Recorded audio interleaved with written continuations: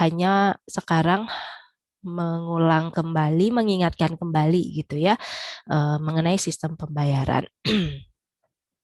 Sistem pembayaran mencakup pengaturan, perjanjian, fasilitas operasional, dan mekanisme teknis yang digunakan untuk penyampaian instruksi pembayaran serta pemenuhan kewajiban pembayaran melalui pertukaran nilai perorangan bank dan lembaga lainnya gitu ya. Jadi sistem pembayaran itu yang saudara tahu ada sistem pembayaran apa saja?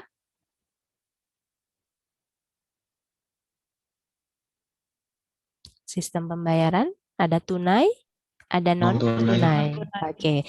Yang tunai itu saudara pasti beranggapan hmm, pakai uang uang tunai ya, pakai pakai apa uang gitu ya. Tetapi ternyata banyak sistem pembayaran itu tidak hanya memakai uang tunai gitu ya, pakai dokumen lain pun seperti cek itu termasuk sistem pembayaran tunai. Pakai biliet giro itu juga termasuk sistem pembayaran tunai. Ada yang belum tahu cek? Cek itu apa? Ada yang belum tahu atau sudah tahu semuanya? Sudah pernah melihat bentuk cek atau sudah memiliki cek? Belum. Oke, tapi setidaknya sudah tahu ya bentuk cek mungkin ya secara visual walaupun mungkin belum pernah melihat aslinya gitu ya. Termasuk salah satu termasuk sistem pembayaran tunai begitu. Ada non tunai. Non tunai itu banyak sekali besar nilai apa nominal yang besar begitu ya. Misalnya pakai kalau eksportir importir yang terkenal biasanya pakai apa? Pakai letter of credit ya, pakai LC. Nah, itu termasuk salah satu sistem pembayaran non tunai dan juga banyak. Nah, sistem pembayaran ini pun bisa saudara temukan materi ini di ekonomi internasional. Sudah ngontrak ekonomi internasional? Sudah.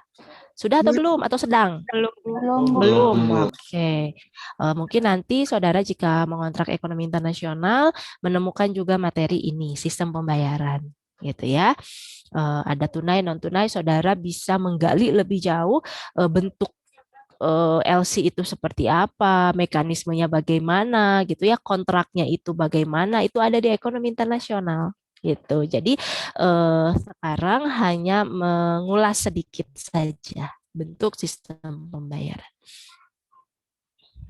Oke, di sini ada undang-undang yang mengatur, bukan mengatur, menjelaskan mengenai sistem pembayaran, yaitu Undang-Undang Nomor 3 Tahun 2004 dan Nomor 6 Tahun 2009, bahwa sistem pembayaran adalah sistem yang mencakup seperangkat aturan, lembaga, dan mekanisme yang digunakan untuk melaksanakan pemindahan dana gitu ya, pemindahan dana baik tunai maupun yang non tunai yang timbul dari suatu kegiatan ekonomi gitu. Jadi silakan jika saudara ingin mengetahui lebih jauh lagi mengenai sistem pembayaran itu bisa dilihat di Undang-Undang Nomor 3 Nomor tahun 2004 dan Nomor 6 tahun 2009 gitu ya.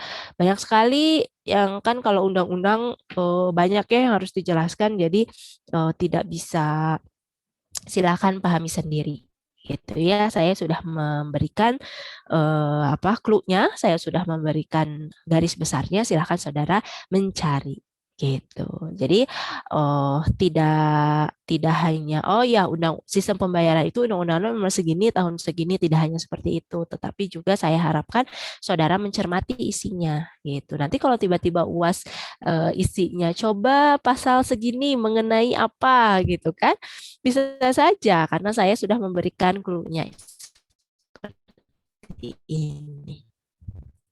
Ya. Aduh, ini saya copy paste jadi rada burem ya. Peran Bank Indonesia pengawas, memberikan izin, memberikan fasilitas, memfasilitasi, sorry, dalam sistem pembayaran. Jadi sistem pembayaran ini diatur ya oleh Bank Sentral, Bank Indonesia gitu. Oke, ada yang mau ditanyakan? Saya rasa di sini sudah ditulis ya, pengawas itu mengawasi penyelenggaraan sistem pembayaran, perizinan memberikan izin, regulator merumuskan kebijakan, operator menyediakan layanan atau apa, clearing gitu ya. Saudara tahu bedanya RTGS clearing? Harus sudah mengenal itu. Saudara pernah transfer ke bank dalam jumlah misalnya 10 juta, 20 juta? Pernah bertransaksi puluhan juta? Belum. Belum pernah. Kali-kali ya? Eh, belum pernah. Kali-kali transfer lah ke temennya. Nanti transferin balik lagi. Gitu ya, atas bahasa biar tahu aja gitu ya. Nanti tellernya menawarkan, Ibu atau Mbak mau RTGS atau clearing. Bingung lah nanti.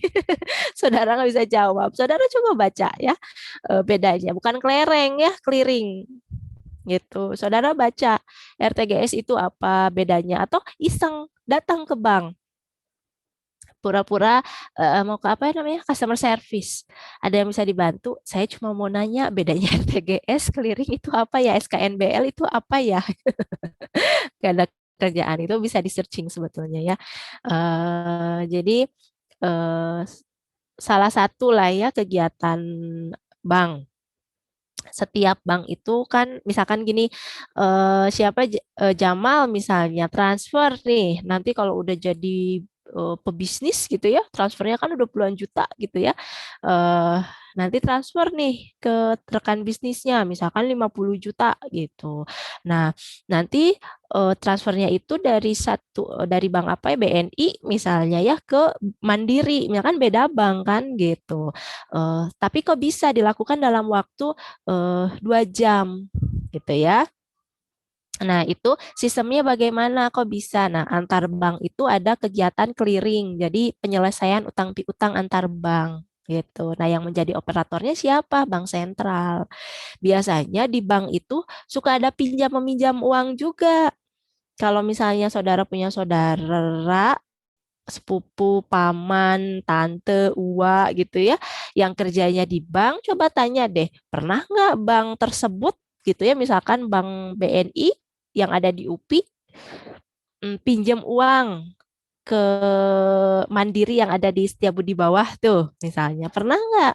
Itu kemungkinan mungkin pernah pinjam meminjam utang piutang antar bank. Nah, itu diselesaikan dengan clearing seperti itu. Jadi apa sih lembaga yang ngurus uang pun melakukan kegiatan utang piutang gitu ya. Nah, itu ada clearing, RTGS dan lain sebagainya.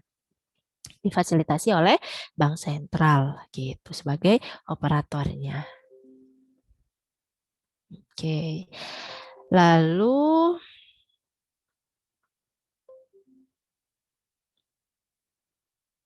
nah, di sini ada sorry. Hmm, bentar, saya nggak bisa hyperlink ternyata ya. Harus di ini sistem pembayaran oleh BI. Coba kita lihat. eh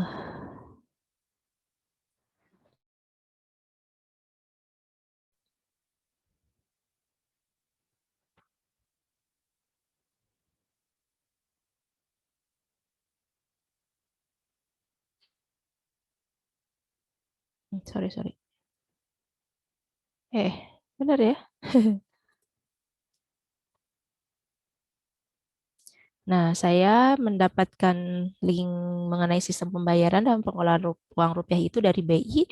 Saudara bisa melihat, bisa membaca infrastruktur yang digunakan kan ada GPN gitu ya, SKNBI tadi, BI, RTGS itu apa saja, instrumen pembayaran, ATM, debit, kredit, server, chip itu apa saja. Jadi saudara harus mulai mengenal dengan istilah-istilah sistem pembayaran seperti ini. Gitu ya. Kan dulu pernah beberapa bulan yang lalu ada perubahan ATM. Pernah tahu? Harus diganti katanya ya ATM ke GPN gitu kan. Nah, saudara coba tanya bedanya apa, kenapa harus ganti. Saya mah iseng dan nanya ke customer service. pura-puranya mau ngeprint buku tabungan, padahal mau tanya bedanya apa ATM yang dulu dengan ATM GPN, apa ATM saya harus diganti ke GPN gitu. Saya mah padahal mah mau nanya itu gitu, biarin aja. Nah customer service mah nggak tahu kalau saya ngajar ke bank sentralan gitu. Padahal mah buat informasi buat saya. Oh ya kalau ada mahasiswa nanya, saya mah udah tahu jawabannya gitu. Mahasiswa juga harus begitu. Jadi main teh jangan ke mall aja ngabuburit teh gitu. Iseng pura-pura mau ngapain padahal cari ilmu gitu ya. Karena yang namanya ilmu itu kan harus datang dari sumber yang tepat gitu. Kalau nanya ke perbankan ya harus nanya ke orang banknya gitu. Seperti saya iseng kan kalau IKNB saya nanya ke Pegadaian. Saya datang ke Pegadaian. Bedanya apa ini dan itu gitu. Makanya jangan heran kalau kita udah ketemu luring, ketemu saya di mana-mana, di bank, di mall, di Pegadaian, karena saya mah sering jalan-jalan gitu ya, cerewet orangnya, suka nanya-nanya. Oke, jadi saudara nanti bisa ya cari mengenai sistem pembayaran ini di link berikut yang sudah saya berikan di PowerPoint-nya. Nah, ini ada evolusi sistem pembayaran. Awalnya kita mengenal barter. Barter itu pertukaran barang dengan barang, tapi ternyata tidak berlangsung lama karena kita sulit menemukan orang yang memiliki kebutuhan yang sama dengan kita, gitu ya. Ternyata berkembangnya zaman, kita bertemu dengan uang komoditas gitu ya. Jadi ada salah satu komoditas yang dijadikan apa? Alat pembayaran. Dan sekarang nih zaman revolusi industri 4.0 yang katanya sudah digital, udah digital belum nih kita? Harus introspeksi ya, kita sudah menerima digitalisasi itu dengan penuh atau tidak. Dalam kondisi RI 4.0 itu ada komoditas baru ternyata di negara lain, di internasional, di Eropa. Mungkin sekarang lagi rame ya. Ada uang komoditas apa yang lagi rame? Baca berita Tara. Yang lagi Bitcoin, rame, cryptocurrency. Bitcoin. Ya kan, lagi rame kan? Itu kan komoditas sebetulnya. Itu teh barang gitu ya, bukan uang, barang yang menjadikan barang tersebut, komoditas tersebut memiliki nilai siapa?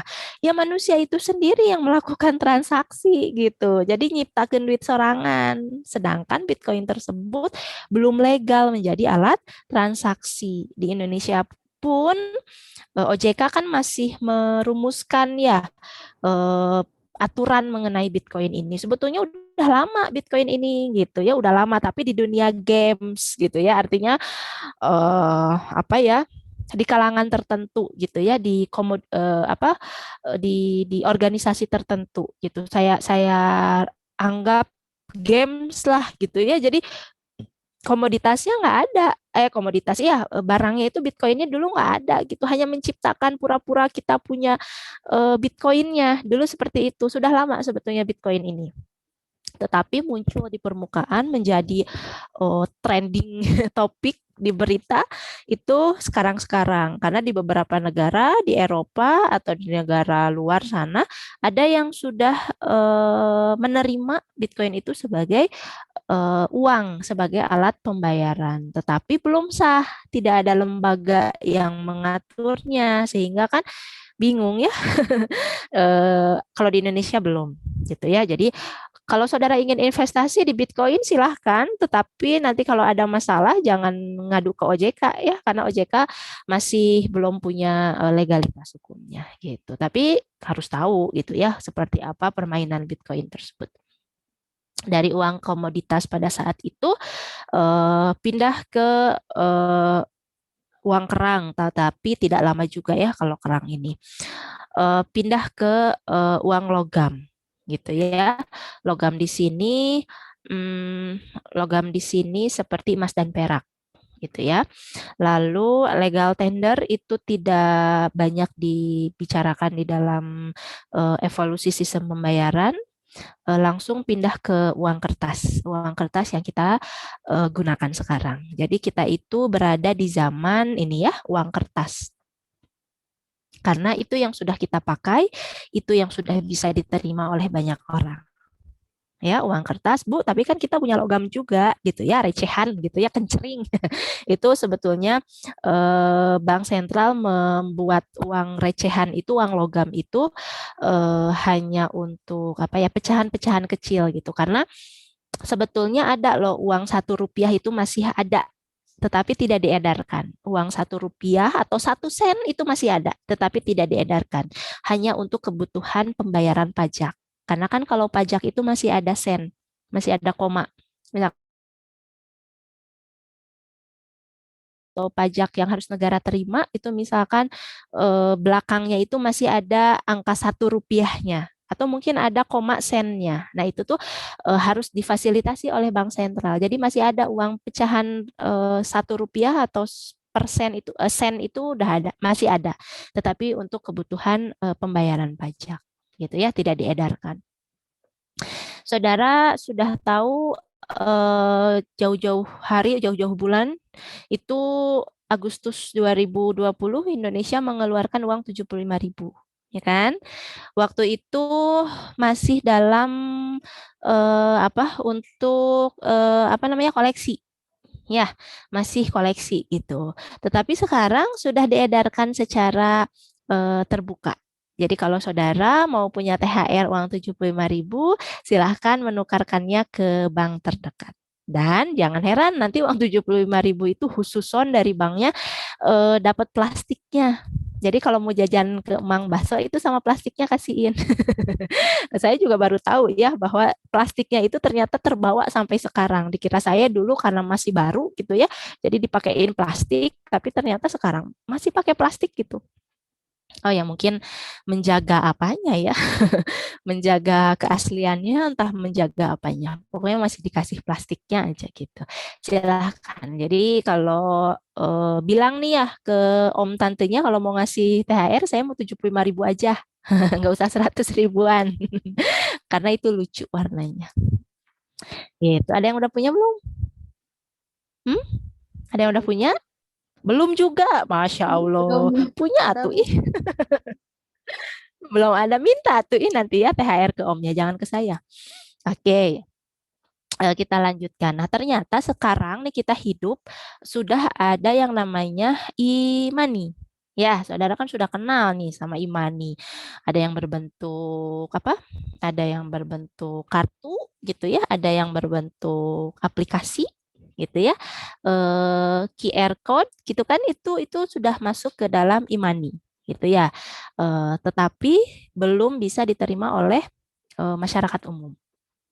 Di perkotaan mungkin udah banyak yang pakai gitu ya. Tetapi tidak sedikit juga di kota, di perkotaan itu menerima adanya e-money gitu kan. Aplikasi-aplikasi sekarang ada GoPay, OVO dan lain sebagainya. Itu kan termasuk e-money juga.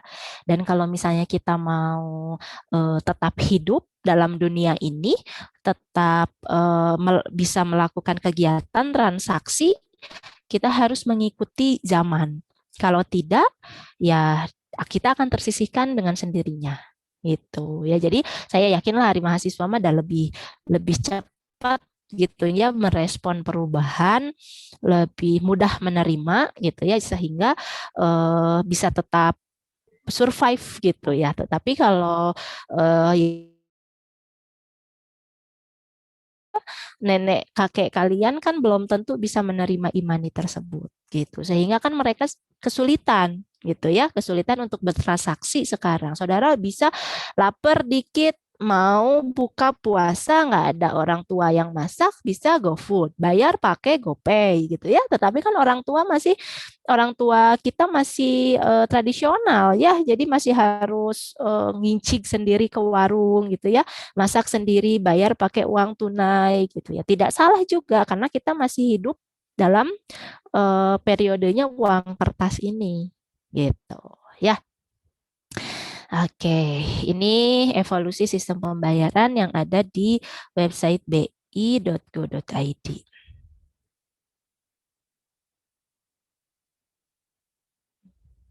Nah, ini mah perkembangan kebijakannya ya. Ada apa saja nanti bisa dibaca, bisa dilihat. Oke. Seperti itu. Nah, syarat alat pembayaran itu kan syaratnya satu, tadi sudah saya sering katakan, syaratnya itu harus diterima oleh masyarakat umum. Oke, kita kembali ke screen yang ini ya. Nah, tadi ya sudah saya jelaskan sedikit mengenai alat pembayaran, uang tunai, uang kertas, uang logam, eh, cek ini masih juga masuk ke sistem pembayaran tunai.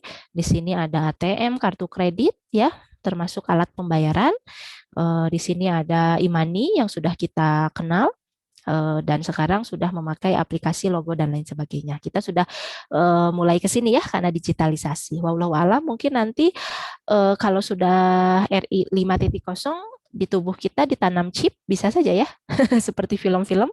Jadi kalau ada apa-apa ya chipnya ada di tubuh kita gitu kan, kebayang nggak Doraemon gitu ya, itu dalam kondisi nyata gitu, film apa ya yang memasukkan chip ke dalam tubuh manusia itu nyata gitu kan, kita tidak tahu mungkin itu terjadi nanti gitu. Kalau nggak mau ditanemin chip nanti nggak bisa hidup, bisa juga kan.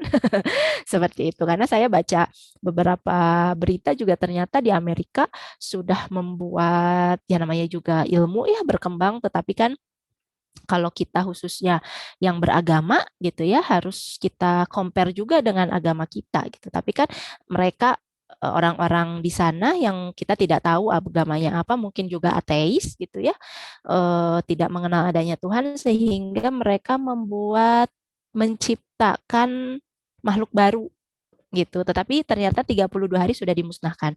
Makhluk baru antara apa?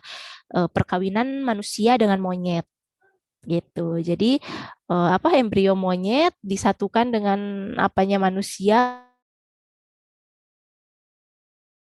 22 hari sudah dimusnahkan karena takut nanti ada bermunculan apa makhluk-makhluk baru gitu ya. Padahal katanya penelitian tersebut bertujuan untuk membantu apa dunia medis sebetulnya gitu. Tetapi kan kita tidak tahu ya ke depannya seperti apa gitu. Tapi untungnya sudah dimusnahkan gitu. Jadi pokoknya perkembangan ilmu itu luar biasa gitu ya. Sehingga saya pun suka merasa eh apa ya, ya dulu saya teh masih harus belajar gitu ya, masih harus mencari lagi, menggali lagi informasi gitu ya. Dengan kondisi daring seperti ini kan kalau belajar cari di internet kadang bosen gitu ya, inginnya berinteraksi gitu. Tetapi ya bagaimana caranya, saya karena merasa diri saya masih kurang terhadap informasi gitu, saya harus tetap belajar gitu. Bahkan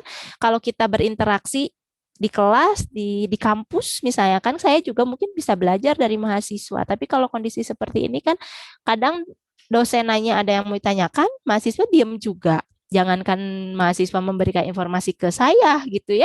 Saya nanya ada yang mau bertanya juga kan diam gitu. Jadi ih gemes deh gitu ya, mahasiswa tuh teh diskusi aja gitu ya. Enggak bertanya juga diskusi nggak apa-apa gitu. Jadi saya atau teman-teman yang lain juga kan mendapat informasi lebih sehingga apa informasi kita bertambah banyak gitu. Jadi yang saya inginkan seperti itu. Oke, oh ada lagi ternyata ini video slide, tapi ternyata saya tidak me, apa hyperlinknya ya. Ya sudah secara manual saja tidak apa-apa. Itu ngabuburit kan?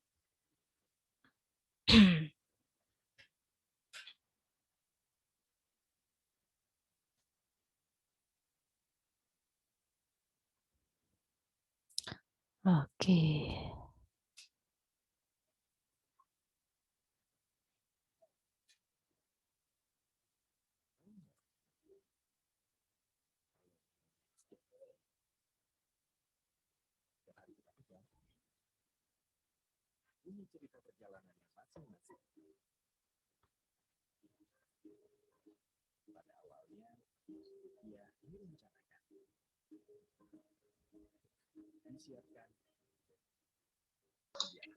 Bu, mohon maaf Bu, nggak ada suaranya atau emang nggak ada suaranya Ya, gitu? oh gede kok suaranya. Kecil tapi di Di sini mana kecil ya? banget, Bu. Oh, bentar Mungkin di soalnya audio setting saya. mungkin di Oke. di share, Bu. Ya, Yang di bagian pas mau share screen kan ada di bawahnya ininya, Bu. Apa namanya? sebentar. Di bagian Sebut- sebelum share screen, Bu, ada Iya, Bu. share Di paling computer bawahnya phone. ada tulisan, ada Di kolom. checklist dulu, Bu. Mm-mm. Ada apanya? Sebentar. Setelah Satu klik orang share, yang bicara. setelah klik share Screen, screen, heeh. di bawahnya tuh Oke, ada share share, song. ya itu, Bu. Iya, iya, iya, iya. Betul, betul, betul, betul. Belum diklik. Tahu nggak? Kalau uang yang setiap hari kita pegang, punya cerita perjalanannya masing-masing. Pada awalnya, rupiah direncanakan, disiapkan, dan diantarkan ke seluruh penjuru Indonesia. Setelah itu, didampingi oleh alat-alat negara, uang rupiah akan dibawa terbang melayang di udara. Juga dibawa untuk mengarungi luasnya samudra dengan perahu yang sangat besar hingga dengan perahu yang kecil. Terkadang ada momen-momen tersendiri yang membuat perjalanan ribuan kilometer ini semakin istimewa.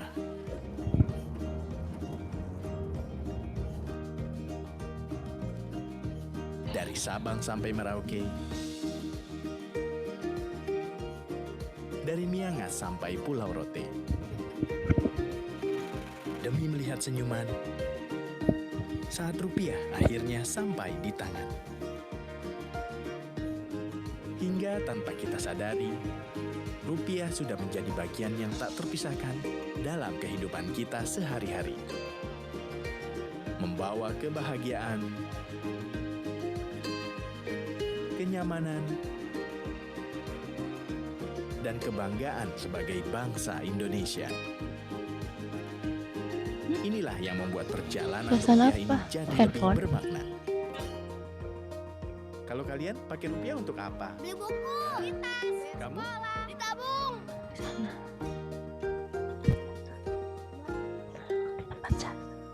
Bank Indonesia. Di setiap makna Indonesia. Oke, sedikit intermezzo ya, bahwa uang itu ternyata eh eh, suaranya lanjut. Sorry, apa? Sebentar.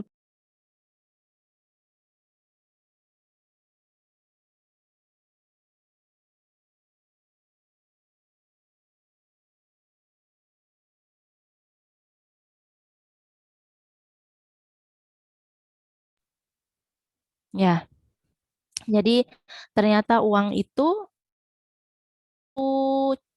direncanakan, dibuat oleh siapa uang dibuat? Uang dibuat oleh siapa?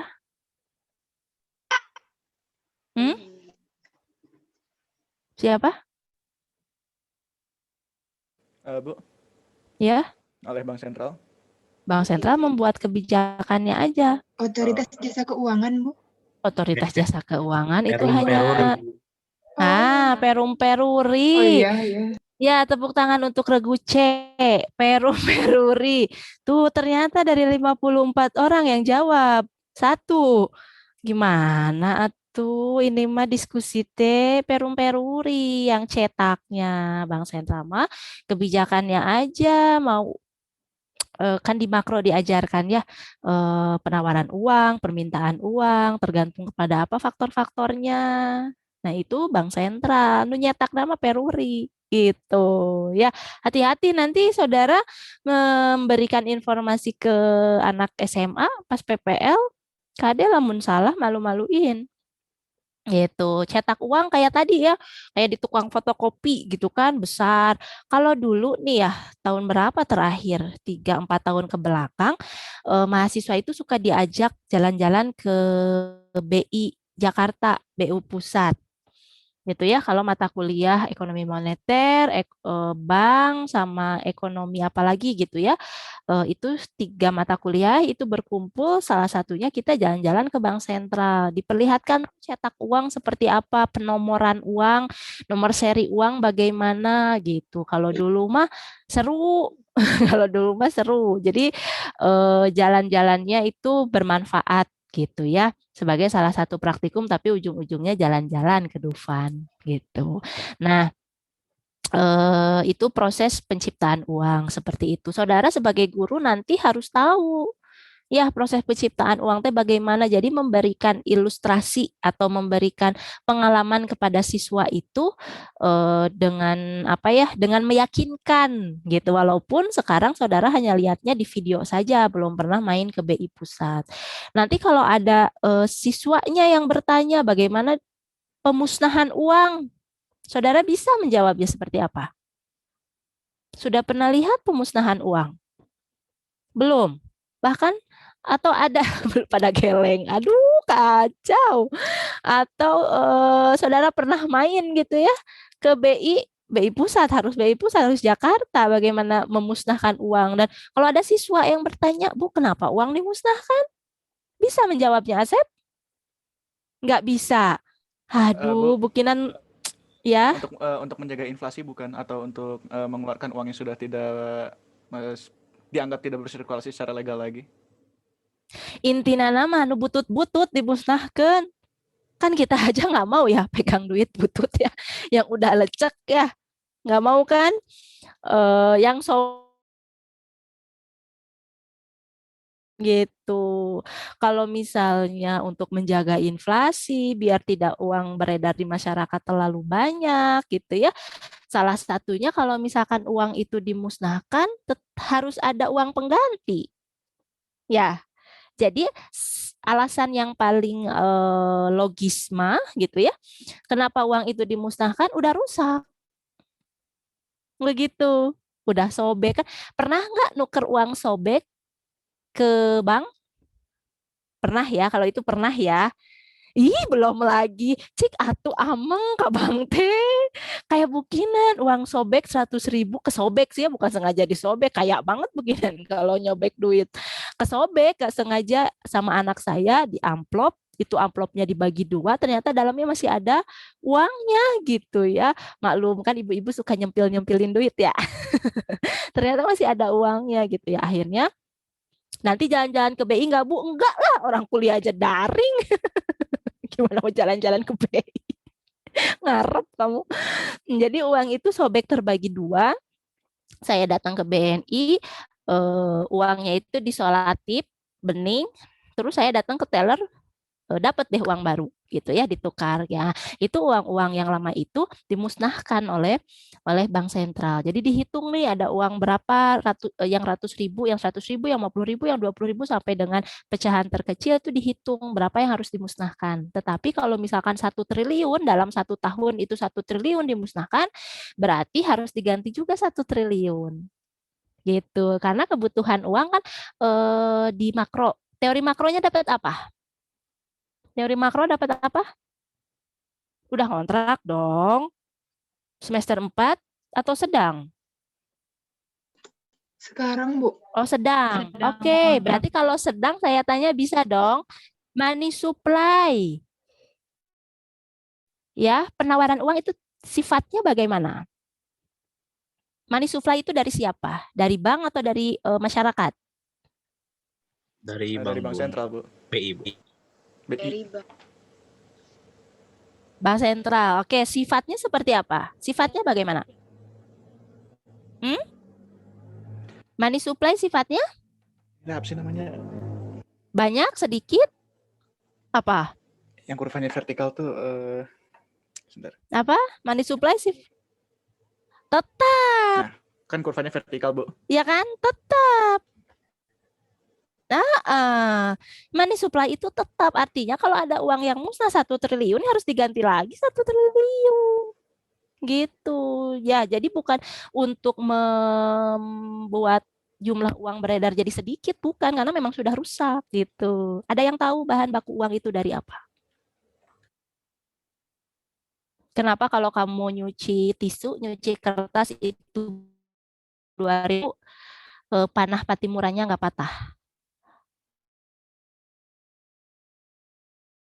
Uang 2000, panah apa? Golok patimuranya itu patah? Enggak kan? Masih tetap kan? 2000 jadi 200 gitu, nol nalengit?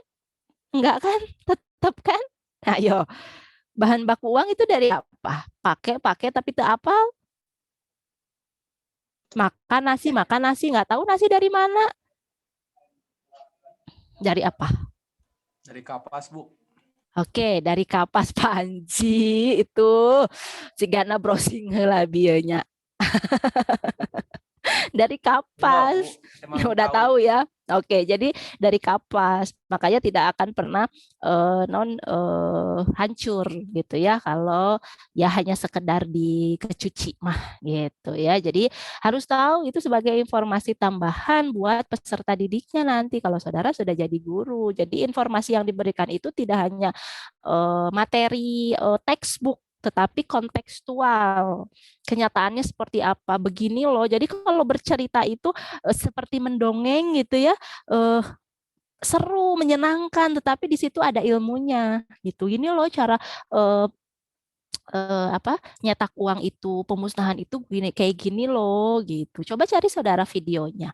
Ada pemusnahan uang videonya beredar. Banyak kok gitu ya. Seperti itu. Jadi informasinya saudara harus dapatkan lebih dari perkuliahan di kelas gitu ya, sebagai informasi tambahan juga untuk peserta didik, karena informasi semua materi perkuliahan yang sudah saudara dapatkan dari semester 1 sampai semester 5 itu akan saudara bagikan ke peserta didik nanti pada saat PPL. Begitu. Jadi jangan sampai informasinya minim sebagai seorang guru, harus banyak gitu. Oke.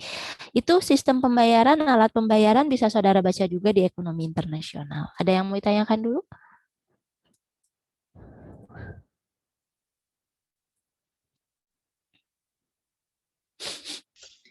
Ibu, kalau Ya. kejadian duit dimakan rayap itu gimana, Bu? Itu mah terlalu lama dan itu memang terjadi. Ada saya menemukan gitu ya, memang uang itu kalau terlalu lama disimpan dalam tempat yang lembab gitu ya, tidak ada udara, sirkulasi udara, memang itu habis ternyata dimakan binatang, entah itu rayap atau apa, tapi habis gitu ya. Seperti bolong-bolong, kalau kertas itu bolong-bolong gitu ya, kayak dimakan, itu kayak dimakan binatang, itu memang betul seperti itu gitu. Dan saya menemukan itu gitu, nggak bohong gitu ya. Cuma sekarang apa namanya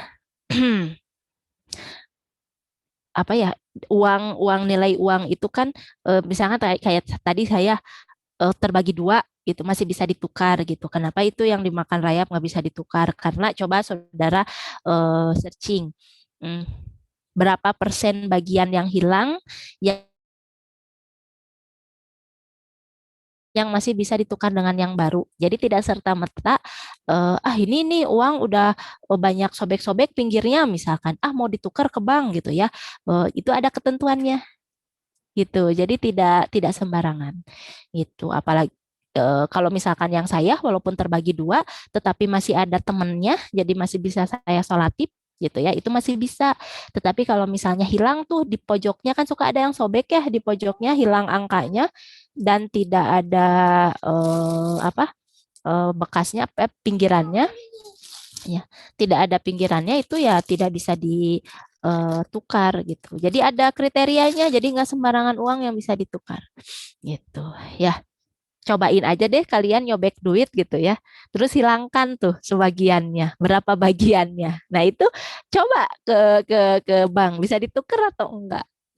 Berapa persen bagiannya lah gitu ya. Gitu. Jadi coba baca-baca yang kayak gitu.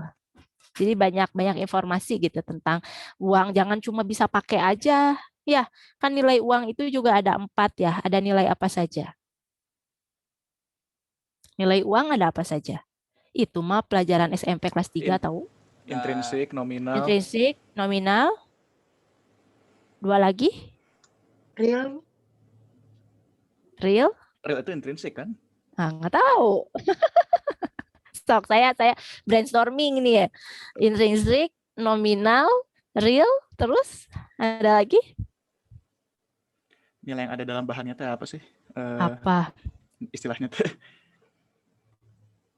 Wah, dari sekian 55 orang ada yang searching nggak nilai uang? Ayo atuh, nanti kalau siswanya nanya masa gurunya nggak bisa jawab? Nilai ekstrinsik. Ekstrinsik, terus internal, terus tadi nominal, terus real. Ada yang jawab lagi?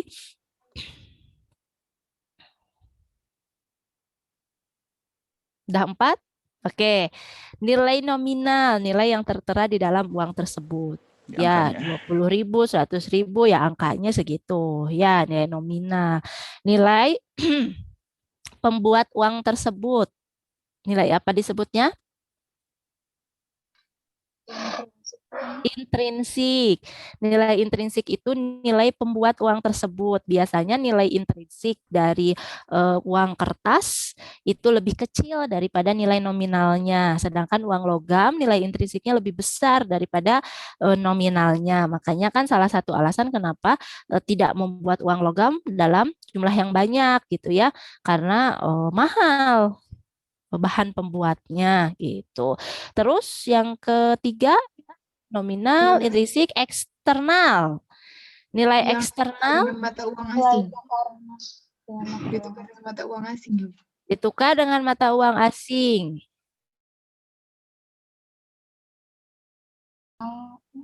Internal. Kalau eksternal jadi ya internal. Nilai internal, nilai real. Ya, nilai real itu nilai internal itu berarti nilai uang yang ditukar dengan barang gitu. Ya, yaitu nilai uang SMP kelas 3 loh. Awas loh. Ya, nanti menjelaskan ke siswanya awas salah. Itu uang tunai, itu baru uang tunai. Belum lagi e-money segala macam. Kan ada ketentuannya juga. Oke. Sudah? Informasinya bertambah? Bertambah, Bu. Bertambah, tapi belum pernah datang ke bank nanya apa bedanya clearing sama RTGS ya. Tanya dong. Terus bayarnya berapa kalau transfer pakai RTGS? Bayar itu nggak gratis. Oke, ada lagi yang mau bertanya tentang sistem pembayaran?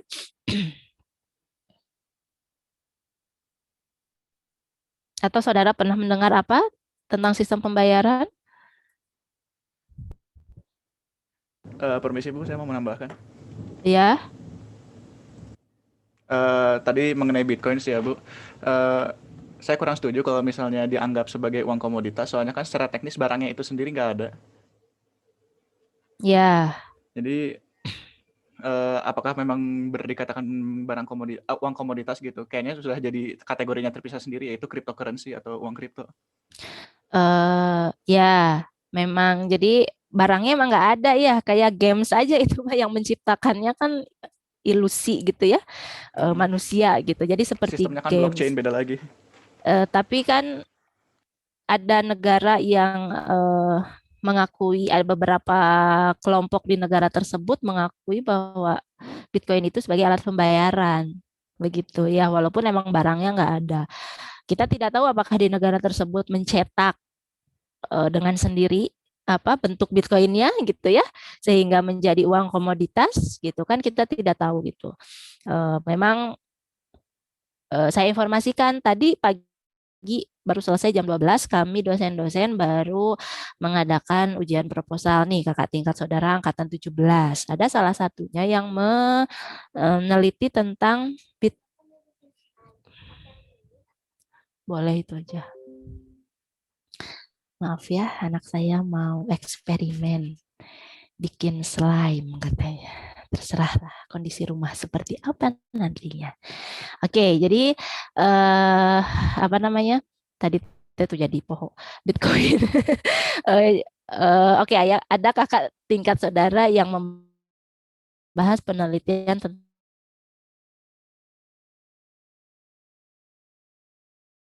Bitcoin.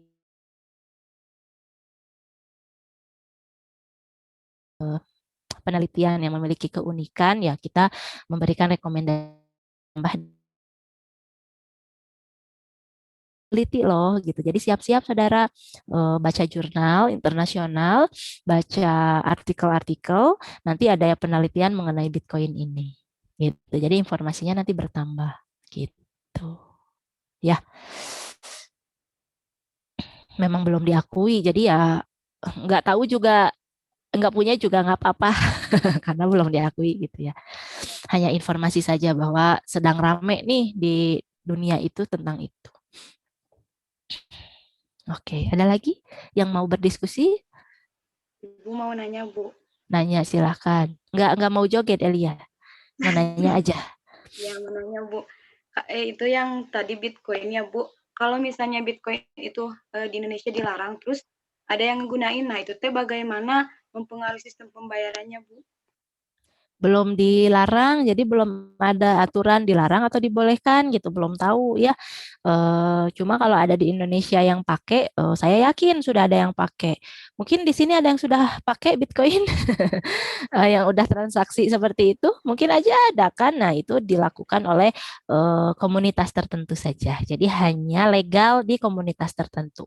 Gitu ya, jadi komunitas tertentu misalkan siapa nih 5 orang nih di sini, ada Elia, ada Fadil, misalnya siapa lagi 5 orang di sini yang pakai Bitcoin, ya berlaku untuk di 5 orang tersebut saja gitu. Ditransaksikan ke orang lain ya belum bisa menerima gitu karena nggak legal, belum legal gitu. Ya, mempengaruhi sistem pembayaran ya belum mempengaruhi karena belum menjadi sistem pembayaran secara apa namanya menyeluruh gitu. Karena kan syarat alat pembayaran itu satu diterima oleh umum.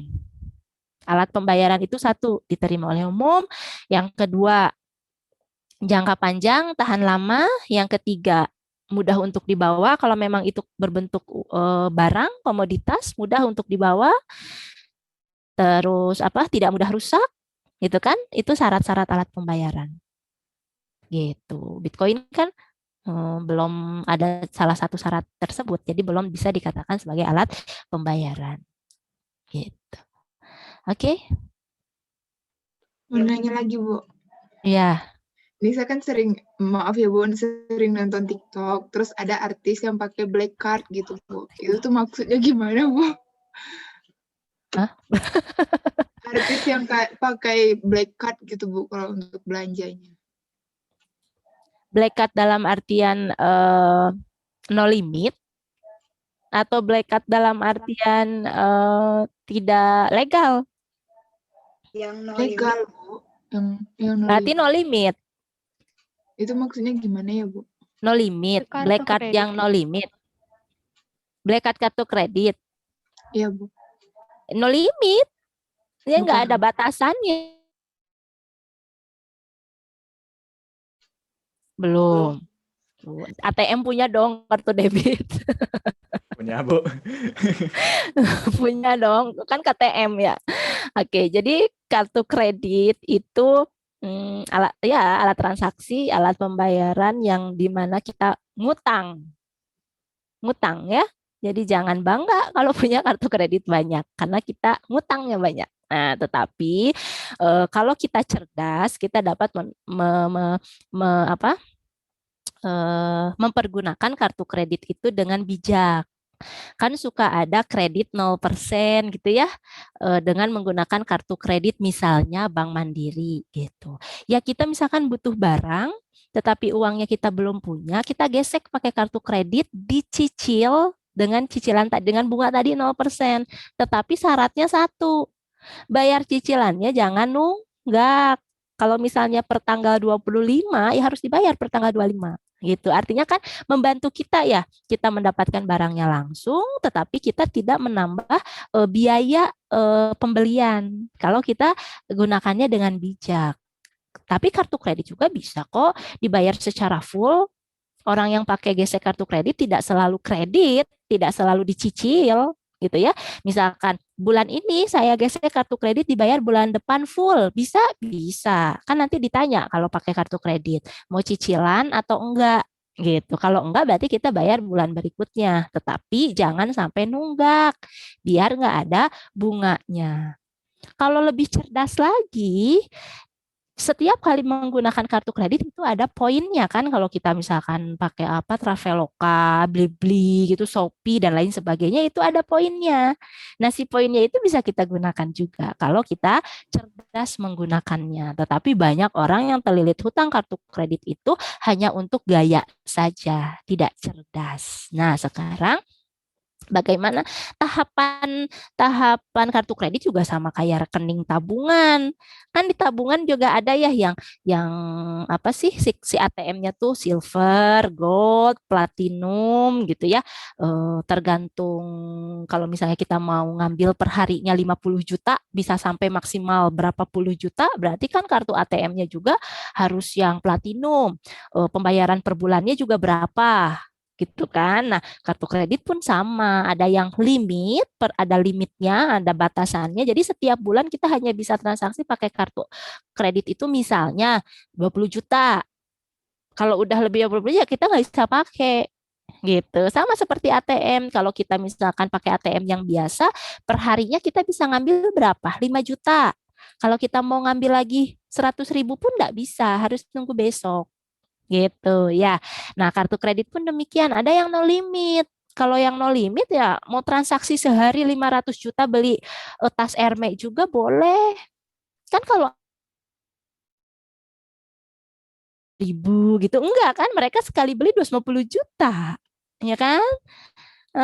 Tas Hermes-nya itu kan asli kan. Berapa harganya? Seharga rumah 500 juta. Tas segede gitu doang gitu. Jadi no limit.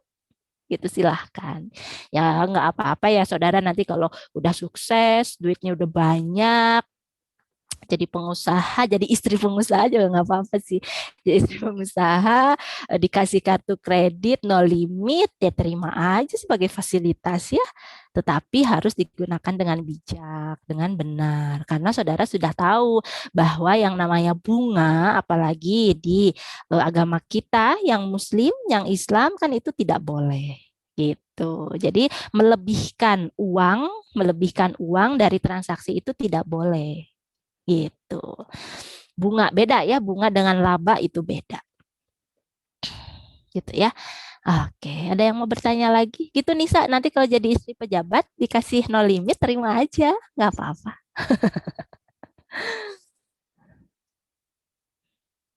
Bahkan Nia Ramadhani pun kan dikasih duit, dikasih kartu apa ya? Saya baca di berita kartu debit tuh dia bukan kredit, debit. Berarti kalau debit itu enggak ngutang. Di dalamnya itu ada duitnya. Ya kan, kartu debit tapi bisa diambil sampai minus. Saya juga belum tahu itu. Beneran nggak ya berita itu? Gitu. Belum jalan-jalan lagi ke bank, saya belum pernah nanya-nanya berita itu. Gitu. Nia Ramadhani sampai kaget dikasih uang seperti itu ya. Oke, ada lagi?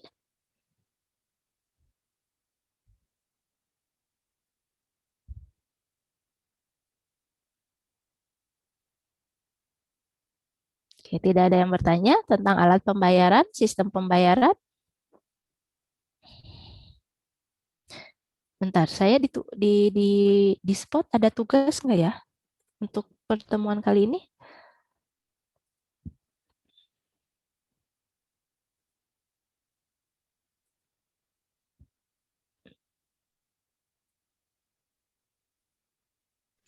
Ibu boleh bertanya? Iya boleh. Oh tidak ada tugas, saudara pasti bahagia. Oke, boleh. Siapa tadi yang mau bertanya? Riki, Bu. Oh iya Riki. Kenapa Ki? Iya Bu. Untuk sistem pembayaran ini kan sekarang udah ini ya. Ada yang tadinya kan ada tunai dan non tunai dan sekarang itu sudah merambah ke digital gitu ya Bu, kayak OVO, terus Dana. Nah itu nanti sistem pencatatan di bank sentralnya gimana gitu Bu, supaya kita bisa tahu bahwa biasanya kan inflasi itu yang kita tahu gitu ya, jumlah uang yang beredar di masyarakatnya itu banyak gitu ya.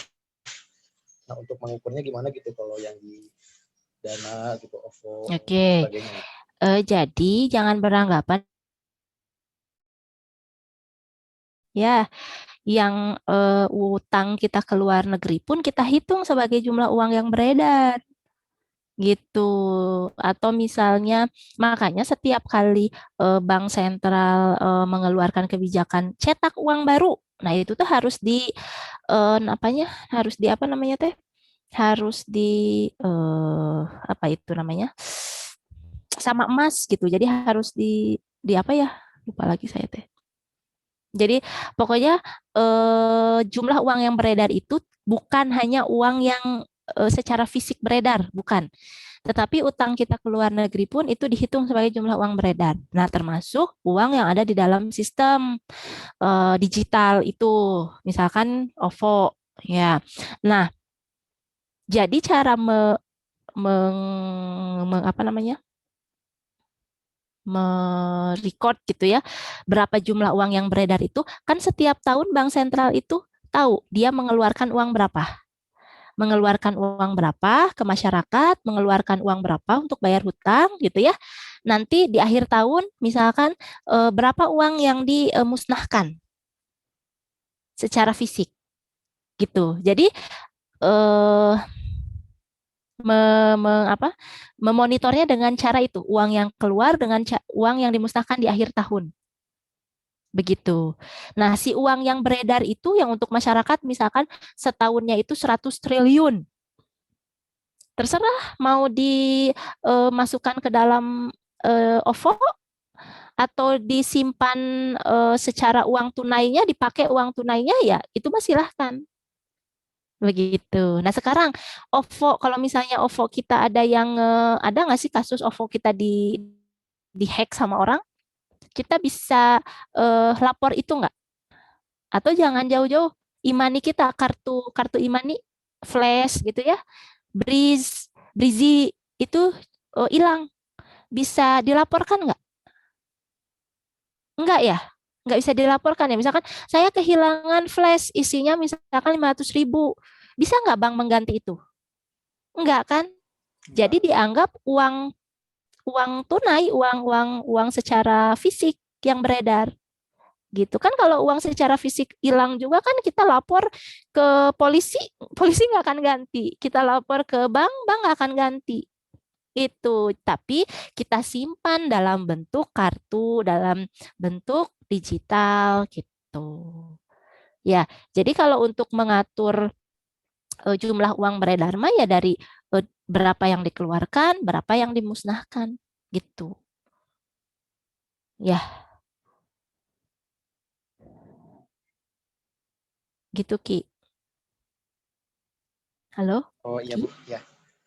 Jadi bisa diceknya lewat jumlah uang yang dicetak oleh tahun 2021 uang yang diedarkan oleh Bank Sentral berapa? Itu aja. Oh ya, termasuk yang ini Kepada ya Bu, masyarakat. kayak yang sekarang kan ada pinjaman online, nah itu juga bisa dicek lewat uang yang beredar gitu. Iya, jadi tidak bisa dicek satu-satu di dalam pinjaman online ada berapa nih gitu ya, di dalam OVO berapa ratus OVO atau ya berapa ribu OVO yang ada gitu ya. Tidak bisa dicek satu-satu gitu. Tetapi Bank Sentral hanya melihat saya di awal tahun mengeluarkan berapa. Oh, berarti itu yang beredar di masyarakat. Gitu aja. Entah Ya, itu kasih, masyarakat disimpannya dalam bentuk apa ya terserah. Gitu.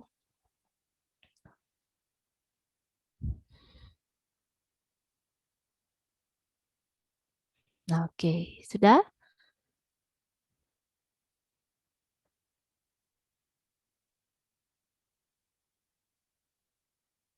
Sudah ya?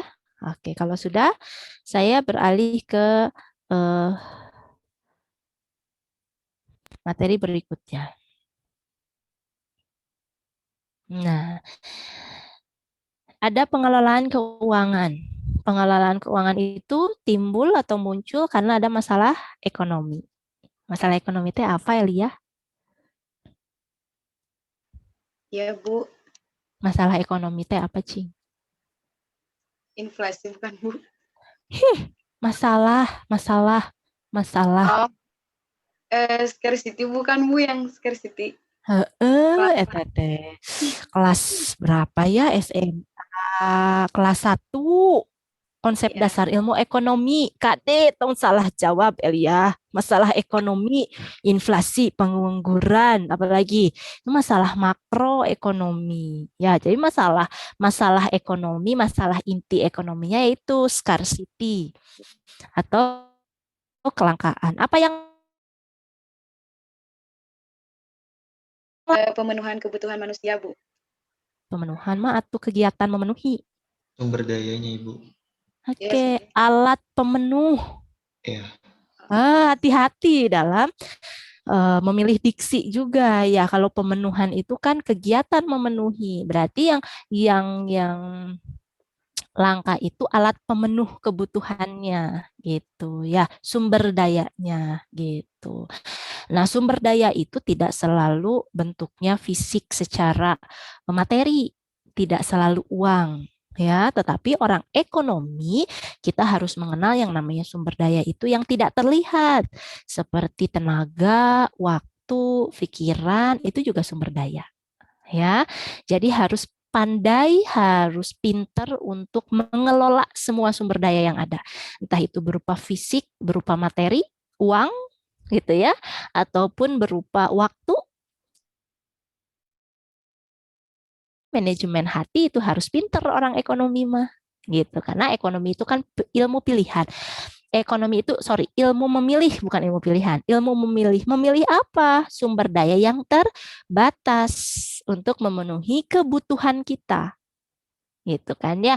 Nah, adanya kelangkaan itu menjadi masalah ekonomi.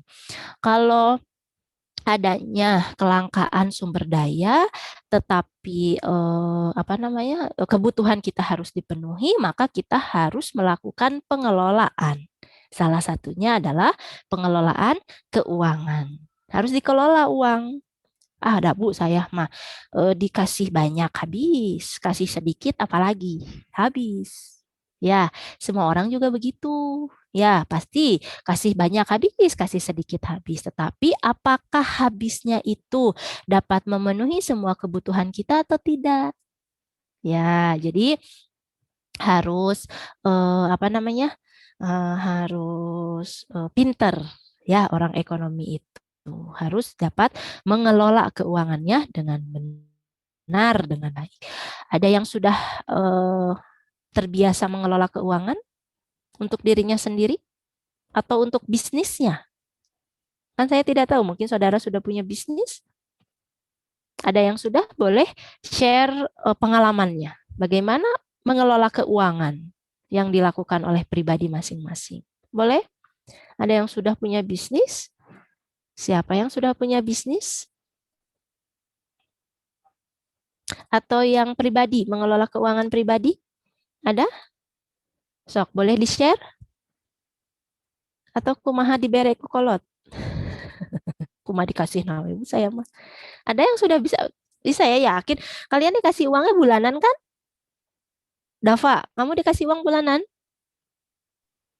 Iya, Bu. Dari kapan kamu dikasih uang bulanan? MK mungkin, Bu. SMA. SMA, SMP? Mingguan, Bu. Mingguan, SD? Harian. Harian, oke. SMP deh, mingguan. Dava setiap akhir minggu suka kekurangan uang? Atau kelebihan? Suka sih, Bu. Suka apa? Kekurangan. Hah? Suka kelebihan. SMA dikasih bulanan sampai sekarang masih ada kekurangan uang? Alhamdulillah enggak sih, Bu. Pas BEP gitu ya? Ya, break even point. BEP gitu ya, agak untung nggak rugi gitu ya. Oke. Kalau uangnya pas, apakah semua kebutuhannya sudah terpenuhi? Iya sih, Bu, kalau saya. Kebutuhan atau keinginan yang terpenuhi? Kebutuhan, Bu. Kalau keinginannya terpenuhi atau tidak? Enggak semuanya sih, Bu. Enggak semuanya, tapi ada keinginan yang terpenuhi kan di dalam setiap bulannya. Ada satu misalnya. Ada, Bu. Ada. Artinya kalau Dava misalnya ingin memisahkan antara kebutuhan dan keinginan dengan benar, saya hanya menggunakan uang ini untuk kebutuhan saja. Artinya ada uang lebih dong. Ya, tetapi ternyata uang lebihnya itu nggak lama ada di saku karena ingin dikeluarkan untuk memenuhi keinginannya. Benar. Nah, ada juga mungkin di teman-teman kalian, teman-teman Dava yang lain, ada yang menyisihkan uang terlebih dahulu di awal bulan buat menabung. Ada, Bu. Jamal. Oke, Jamal menyisihkan uang terlebih dahulu di awal untuk menabung, gitu, ya kan? Nah, secara teori ekonomi masalah ya, karena tabungan itu adalah sebagian pendapatan, sisa pendapatan yang tidak dibelanjakan. Sisanya, kalau kata Jamal, kalau nungguin sisa mah kagak ada, Bu, saya nggak punya tabungan. Oke, Bener, sama Bu. Jamal. Kata Jamal, oke saya pisahkan di awal. Di akhir bulan, apakah Jamal merasa kebutuhannya sudah terpenuhi semua? Kalau kebutuhan udah, kalau misalkan keinginan enggak. Oke, kebutuhan kalian apa ya? Kebutuhannya apa? Jamal, boleh di-share? Bulan Ya kalau inilah, misalkan bulan ini. kuota, Mm-mm, terus paling kalau misalkan beli buku paket, mm-mm. terus apa ya? Apa ya? Ada makan namanya orang tua sekarang mah ya. Makan sama orang tua. Iya. Nggak harus ngeluarin juga ya. Oke, misalkan kuota. Kuotanya dalam sebulan berapa puluh giga? Kalau Jamal uang sih Bu 100.000 itu Oh, sebulan. 100.000 misalkan. Pokoknya mah Ya. nggak tahu lah giganya ya, nggak dihitung. Misalkan 100.000 sebulan buat perkuliahan loh. Ya, buat Ya. perkuliahan loh. Kalau buat chatting yang lainnya ngambil dari 100.000 itu nggak? Oh Ya iya Ibu, iya itu udah dah. termasuk Bu. Artinya kebutuhan kamu kan mungkin kurang dari 100.000 sebetulnya ya. Iya. Karena sisanya itu hanya untuk kesenangan ya, kesenangan itu kan pilihan ya mau diambil atau tidak gitu ya, ternyata ngambil dari yang 100.000 itu mahal kecil, memang sulit ya kalau kita pisahkan.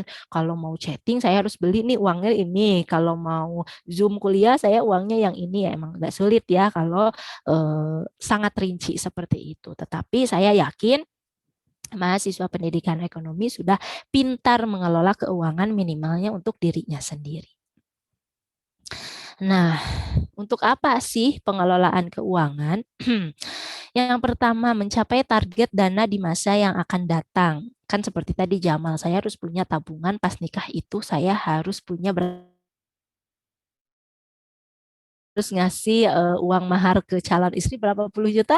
Nah, mungkin itu ya. Jadi itu direncanakan dari sekarang. Atau misalnya Dava pengen beli tab baru misalnya ya, tapi uangnya nggak mau minta lagi. Berarti kan harus menyisihkan gitu ya. Salah satu pengelolaan keuangan mencapai target dana yang diinginkan di masa yang akan datang, salah satunya dengan cara menabung. Karena kata Keynes, 3 motif seseorang memegang uang tunai itu. 1, tentu saja untuk bertransaksi. Transaksi itu apa? Memenuhi semua kebutuhannya loh ya. Yang kedua, berjaga-jaga, bisi nanti butuh. Jamal mau udah punya tabungan ya, nggak usah minta lagi ke orang tua. Yang ketiga, kalau misalkan sudah tabungannya mencukupi, dia kalau kata Keynes itu berinvestasi gitu ya. Jadi pengelolaan keuangan itu salah satunya tujuannya nomor 1. Yang nomor 2, melindungi dan meningkatkan kekayaan. Kalau sudah bekerja mungkin ya, kalau sudah bekerja saudara harus bisa mengelola keuangan karena dikasihnya ya sebulan sekali. Kalau sekarang Dava kurang misalnya uangnya masih bisa lah ya minta ke mamanya ya. Tapi kalau sudah kerja masa minta ke bos, kasbon gitu. Jangan ya. Jadi harus bisa mengelola keuangan dengan baik. Yang ketiga, mengatur arus kas. 4, melakukan manajemen resiko. Yang kelima mengelola utang. Jadi boleh punya utang, ya silahkan saja selama utang itu tidak membuat kerugian besar di dalam hidup saudara. Gitu. Salah satunya tadi kan ya kartu kredit itu kan utang sebetulnya. Utang bulan depan harus bayar berapa gitu ya, silakan saja selama memberikan keuntungan buat saudara. Tetapi saudara juga harus cerdas mengelola utang itu. Ya negara juga kan punya utang gitu. Untuk apa? Untuk memenuhi kebutuhan masyarakatnya. Boleh, silahkan. Tetapi kita harus tahu sumber daya yang kita miliki cukup nggak untuk bayar utangnya. Gitu ya, kita misalkan beli tas, harganya berapa ya kalau ukuran mahasiswa, 500.000 mahal? Tas 500.000? Mahal, Bu. Mahal. Mahal ya, 500.000. Buat saya juga mahal 500.000. Misalkan beli tas 500.000. Ah, ngutang dulu, ngambil dulu aja kredit. Ya kita harus ngitung. Kita punya nggak buat bayarnya? Gitu. Jangan kumaha engke. Ya orang ekonomi jangan ada seperti itu. Gitu. Kecuali kalau misalkan Asep sudah punya ancang-ancang nih. Ah, saya kan punya proyek. Gitu ya, saya sudah punya proyek dan kemungkinan proyeknya itu lebih dari 500.000 dibayarnya. Jadi boleh dong saya sekarang utang dulu 500.000 gitu ya. Karena saya punya dana untuk membayar utang. Ya. Bagaimana tahapan dalam mengelola keuangan? Yang pertama, harus mencatat loh harta saudara berapa. Asep nyatat tiap bulan dapat berapa? Nyatat nggak? Kalau sebelum pandemi mah Bu, nyatat Bu. Tapi pas pandemi enggak Bu. Enggak, kenapa? Udah enggak ya Asep mah kalau pandemi kayak gini tuh udah berarti udah 1 tahun gitu ya. Enggak dikasih uang jajan gitu Bu, maksudnya enggak dikasih rutin per minggu, per bulan gitu. Kalau Asep pengen jajan ya tinggal minta. Oh, jadi kamu nggak per bulan atau ya nggak tidak mengelola. Iya Bu, enggak Bu. Tapi sebelumnya iya Bu, ngelola Bu. Oke, jadi baiknya itu mencatat hartanya berapa. Lalu setelah itu mencatat pengeluarannya, dicatat nih beli apa, beli apa, beli apa. Nanti kerasa ya kalau udah punya gaji sendiri. Ya kalau sekarang mah kata saya juga masih sembunyi di ketek orang tua ya. Jadi kalau kurang tinggal minta gitu kan ya. Kurang tinggal minta. Tapi nanti kalau udah punya gaji sendiri itu terasa. Tanggal 1 gajian. Tanggal 2 udah minus. Karena utang yang bulan kemarin banyak. Jangan sampai seperti itu. Mencatat semua pengeluaran yang rutin. Ya, yang rutin. Jadi makan, bayar kosan, mungkinnya buat kuota kan itu rutin gitu. Nah, nanti sudah diidentifikasi pengeluaran bulanan tahunannya apa saja, baru nabung untuk apa? Pengeluaran yang tidak rutin, yang untuk berjaga-jaga ya gitu ya. Menabung secara periodik dan merencanakan program untuk masa depan gitu kan. Saudara sudah belajar asuransi ya, di dalamnya itu kalau asuransi kan mungkin ada sesuatu yang belum pasti di masa yang akan datang. Nah, bagaimana cara saudara untuk mengantisipasi sesuatu yang tidak pasti itu? Kesehatan kan tidak pasti, kematian itu juga kan tidak pasti. Tidak pasti artinya kita tidak tahu kapan gitu ya, kapan sakit, kapan mati gitu kan, kapan rumah mobil kecelakaan, rumah kebakaran kan itu tidak tahu gitu. Nah, bagaimana saudara dapat merencanakan program sehingga saudara tidak merasa kerugian? Nah, itu harus direncanakan, gitu ya. Jadi tidak sembarangan. Yang namanya asuransi kan saudara sudah belajar kan 2 pertemuan kemarin, asuransi itu benefitnya apa kalau kita punya asuransi.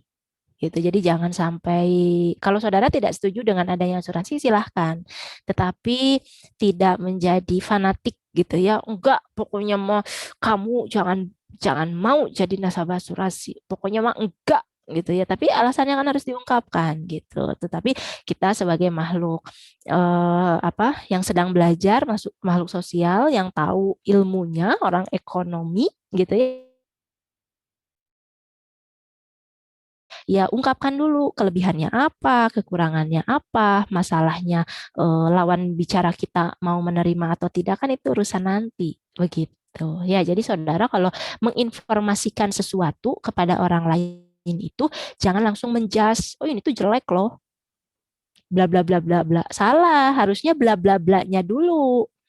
Kelebihan kekurangannya apa? Baru nanti informasikan kesimpulan saudara. Kalau saya mah tidak mau karena alasannya apa, gitu ya.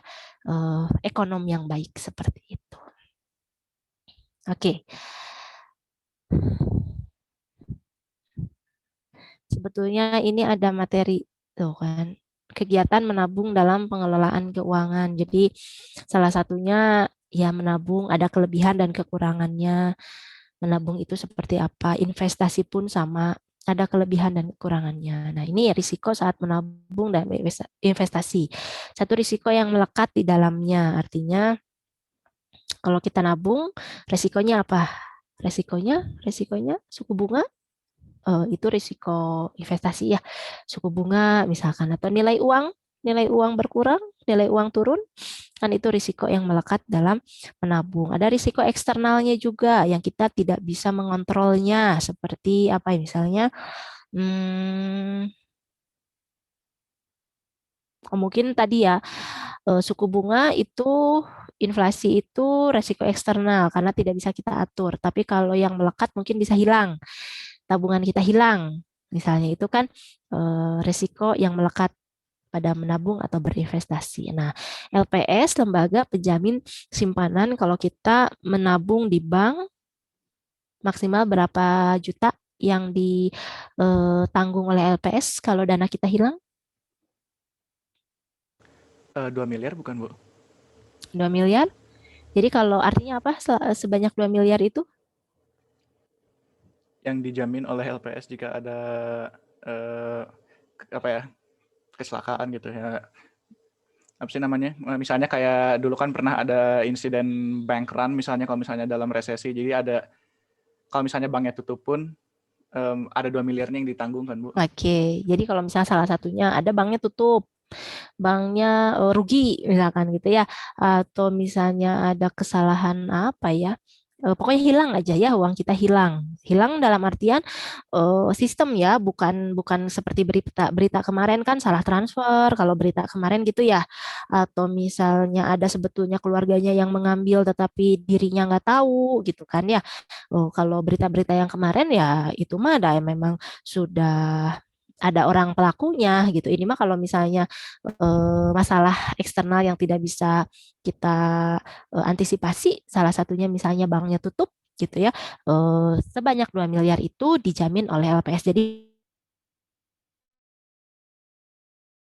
2 miliar 100 ribu, 100 ribunya tidak dijamin oleh LPS gitu. Tapi yang 2 miliarnya mudah-mudahan dikembalikan. Dengan kondisi ya kan kita nggak tahu ya, dengan kondisi mungkin LPS-nya juga kan harus melihat kondisi perekonomian negaranya, sanggup nggak buat bayar itu ke nasabah gitu ya. Jadi harus hati-hati, yang namanya dengan uang itu harus hati-hati. Saudara harus cerdas, pokoknya kalau nanti saudara sudah punya uang banyak, itu harus cerdas ya. Investasinya dalam bentuk apa nih? Dalam bentuk saham, dalam bentuk komoditi, emas gitu ya, atau bentuk real, tanah gitu ya, atau mau nyimpen uangnya sendiri didepositokan gitu ya. Itu saudara harus cerdas melihat keuntungan dan kerugian yang didapatkannya gitu. Ada yang udah punya deposito? Ada yang udah punya deposito? Belum? Belum, Bu. Geleng. Ya, nanti saya doakan saudara punya deposito ya, dolar. Oke, terima kasih sudah, ternyata itu sedikit materi mengenai pengelolaan keuangan. Kok nggak ada tugas ya? Perasaan saya udah bikin loh soal. Tapi di mana ya kok nggak ada? Oke lah, kasihan ya, minggu kemarin udah dikasih tugasnya banyak. Oke, ada yang mau bertanya mengenai materi ini, pengelolaan keuangan, silakan, atau mau share pengalaman silakan. Disti, bagaimana cara? Oke, Fadil dulu silakan. Disti bisa ngereng hap. Disti dulu. Enggak, silakan Fadil. Baik, Bu. Jadi begini, Bu, mengenai materi Bitcoin sebenarnya saya juga sudah mempelajari secara mandiri ya, mengenai cara kerjanya, mengenai bagaimana nilainya, terus siapa yang mengaturnya dan segala rupanya. Jadi apa ya? Saya juga nggak tahu kalau misalnya mau ngejelasin sekarang mungkin takut waktunya nggak cukup. Cuman apa ya? Kalau saya mau menawarkan aja gitu, mungkin ada teman-teman yang ingin bertanya bagaimana cara kerjanya Bitcoin. Insya Allah saya bisa bantu jawab kalau tertarik. Nah, Irfan katanya tuh udah angguk pengen tahu ya, Van ya. Irfan main Bitcoin juga. Bu, ada suaranya? Ada. Ada. Oh ya, pernah dulu ditawarin waktu harganya masih cuman jutaan, masih murah pisan, 2012. Jutaan murah loh kata Irfan.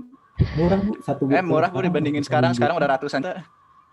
Ya tapi kan kalau pada saat 2000 berapa, Van? 12, 14 ya dulu ditawarin. Ya, 2012 jutaan. Ya, oke, uang jajan kalian sampai berapa? 2012. Ya. Oke, lanjutkan, Van. Ya, itu kok bisa naiknya cepat pisan gitu. Dia siapa yang apakah ada investornya atau apanya gitu bisa cepat gitu naik sejuta, sekarang udah punya asetnya jadi ratusan juta. Irfan nyesel kayaknya ya.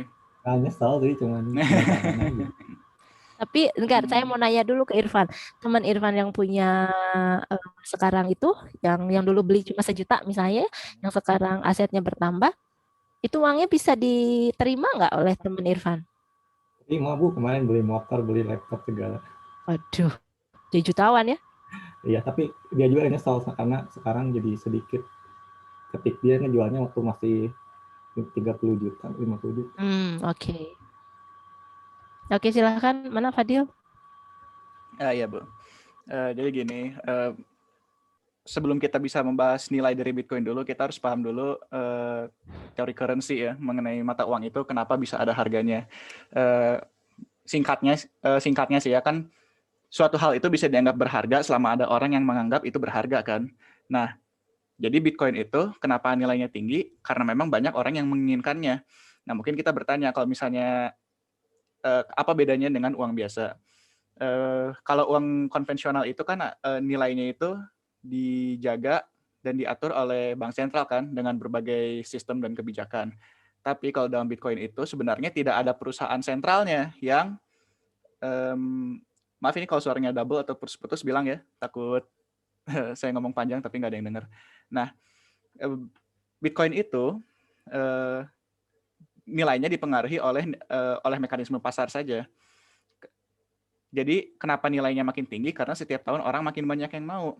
Kenapa orang mau? Karena kelebihan utama Bitcoin itu adalah tidak bisa dilacak. Kita bisa beli barang apapun dan nggak akan bisa dilacak sama pemerintah karena pemerintah pun tidak meregulasi Bitcoin.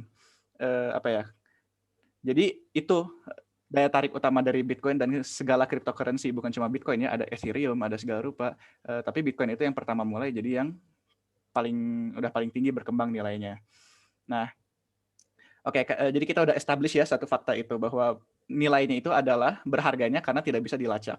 Tapi nilai keduanya adalah karena uang itu tidak bisa dilacak, maka semakin banyak orang yang ingin memperolehnya dengan tujuan untuk menjualnya kembali. Jadi sebenarnya itu salah satu argumen utama dari mengapa Bitcoin itu paling bisa cepat tinggi nilainya adalah karena sifatnya spekulatif. Untuk sementara terdengar seperti gelembung ya, kita mendengarnya sebenarnya tidak banyak nilai gunanya, tapi orang menginginkan beli itu hanya untuk dapat untung biar bisa dijual lagi. Kedengarannya seperti gelembung kan, tapi sejauh ini nilainya secara stabil naik terus, walaupun pernah ada insiden-insiden di mana nilainya tiba-tiba turun, ternyata setelah beberapa bulan naik lagi. Jadi begitu sebenarnya, selama masih ada orang yang menginginkan untuk memperoleh Bitcoin itu, maka nilainya akan terus naik. Naiknya itu kenapa? Karena demand-nya yang tinggi. Itu kalau dari sisi nilai, mengapa? Oke, Dio. Jadi sebetulnya mah pengantar mikro ya di situ teh. Jika permintaannya banyak, itu maka harganya naik. Permintaannya sedikit, nanti orang-orang kalau misalkan sudah ada regulasi yang mengatur, mungkin nanti orang-orang jadi pada nggak mau karena merasa dirugikan, akhirnya nanti mungkin bisa saja turun. gitu. Karena manusia mah penasaran aja naon sih eta teh gitu kan. Tetapi harus yang memiliki apa ya, sifat ikhlas kalau kata saya. Karena kan walau alam besok lusa harganya berapa gitu kan. Teman Irfan hanya beli 1 juta waktu tahun 2000 sekian karena dia belum merasa ikhlas kalau uang 1 jutanya kalau nanti hilang gimana. Tetapi kalau orang yang sudah merasa ikhlas, beli sekalian 10 juta, 20 juta, yuk sekarang udah miliaran mungkin gitu. Karena kita yang namanya spekulasi kan kita tidak tahu gitu. Tetapi kita belajar itu tidak hanya satu ilmu, kita harus mengcombine beberapa ilmu yang kita tahu gitu ya, sehingga bisa menelaah keadaan seperti ini tuh baik atau tidak untuk masa depan kita. Jadi bukan hanya untung rugi, ya. Kalau belajar ekonomi ya, kalau belajar akuntansi ya, kita ngomonginnya uang, untung rugi gitu kan ya. Wah, dulu mah sakieu nilainya, sekarang mah segini gitu kan, itu mah ngomongin ekonomi gitu. Tetapi kan kita juga sebagai makhluk yang beragama harus berpikir juga apakah transaksi ini dibolehkan atau tidak. Kita bisa kaya mendadak, tapi nanti kalau kita mati ini dipertanggungjawabkan kan kita tidak tahu. Begitu. Makanya saya mewanti-wanti kepada saudara harus cerdas. Silahkan mau berinvestasi apapun, mangga. Tetapi harus dibarengi dengan ilmu yang lainnya juga gitu. Kalau sistem pembayaran ini sudah diakui dan nanti mungkin di antara saudara sudah masuk ke dalam sistem ini, ya silahkan berkecimpung di dunia tersebut gitu. Kalau memang sudah diakui dan apa ya namanya, aturan dunia dan akhiratnya pun sudah jelas gitu ya. Jadi jangan sampai kita terbawa emosi karena ingin untung banyak gitu. Ya, Fadil saya tanya, Fadil ikut juga di dalamnya? Enggak Bu, soalnya dulu pernah ada kesempatan sih, cuman udah apa ya, saya salah spekulasi jadinya nggak rugi, tapi opportunity cost-nya gede. Soalnya saya waktu itu jualnya pas masih harganya ratusan ribu, bukan jutaan. Pas belinya? Pas belinya lebih murah waktu itu. Ya, berapa ya? 200.000, jualnya 500. Untung sebetulnya ya. Udah dapat untung. Artinya Fadil belum ikhlas. Takut uang yang 200.000-nya hilang, buru-buru dijual. Iya, jadi gimana ya Bu? Buru-buru dijual kan? Soalnya saya juga lebih sering dengar banyak orang yang belinya itu pas harganya tinggi tapi jualnya pas udah rendah. Soalnya takutnya ternyata nggak akan naik lagi. Karena dibanding yang lain udah termasuk beruntung. Udah masuk beruntung, betul gitu ya. Ya, yang investasi di yang lain juga sama. Yang namanya spekulasi mah seperti itu. Untung-untungannya mau saham, mau apa juga untung-untungan gitu. Kalau kita pemula mungkin masih ada perasaan takut gini, takut gitu. Tapi kalau sudah terbiasa main dia di situ gitu ya, dan tadi ikhlasnya itu sudah ada, ya udahlah nggak apa-apa gitu, nanti main lagi aja gitu ya, nanti beli lagi aja gitu. Apa namanya, sudah bisa dibaca trennya kan. Adanya Bitcoin tahun berapa sih, 2000 berapa, udah lama ya itu teh. Itu bisa di ini trennya gitu. Kapan dia naik, pada saat kondisi seperti apa dia naik gitu. Kapan dia turun, kan sempat turun. Kapan dia turun gitu. Pada saat kondisi apa gitu. Itu bisa dipelajari. Tetapi kan sekarang masih 10 tahun lah ya. 10 tahun kurang lebih belum bisa disimpulkan gitu kan. Keadaan itu kontekstual secara nyata itu bisa menjadi muncul teori baru kalau memang sudah teruji beberapa kali. Contohnya Adam Smith, teori klasik itu muncul karena sudah beberapa kali menguji kondisi seperti itu, gitu kan? Ternyata kondisi Adam Smith itu tidak pas digunakan pada masanya Keynes, sehingga Keynes memunculkan teori baru, ya kan? Mazhab Keynesian, gitu. Jadi kondisi kenyataan itu bisa menjadi teori kalau memang dipelajari secara terus-menerus dan itu berulang gitu. Jadi permainan ini juga kalau terus terjadi berapa tahun ke depan dan berulang ya kita bisa belajar itu gitu ya. Tapi kalau uangnya masih terbatas mah janganlah ya. Khawatirnya malah jadi rugi. Karena belum tahu ilmunya harus seperti apa. Tetapi mungkin ada orang yang mengatakan yang namanya spekulasi itu haram. Ya, investasi itu haram karena spekulatif kita namanya gitu teh mengira-ngira kayak main lotre. Main lotre kan mengira-ngira ya. Main judi itu mengira-ngira kan?